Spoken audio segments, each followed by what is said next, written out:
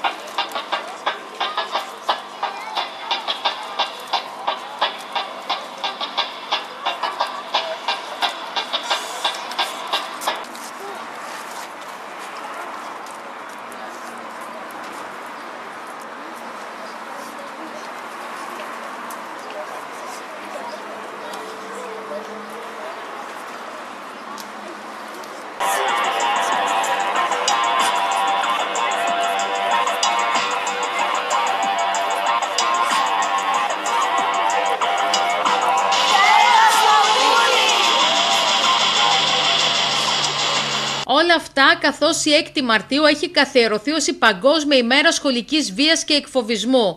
Μία ημέρα αφιερωμένη στην ανάδειξη των σοβαρών επιπτώσεων του φαινομένου και στην ανάγκη ανάληψης δράσης για την πρόληψη και την αντιμετώπιση του.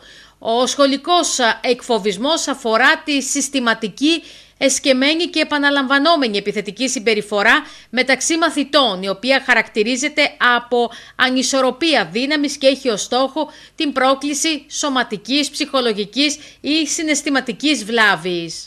6 Μαρτίου, η Παγκόσμια Μέρα κατά της σχολικής βίας και του σχολικού εκφοβισμού, και μαζί με τον Νηπιαγωγείο Δοκιμίου, γιατί η δράση μας είναι κοινή, είμαστε μέλη του Δικτύου Σχολείων Σχολικής Διαμεσολάβησης.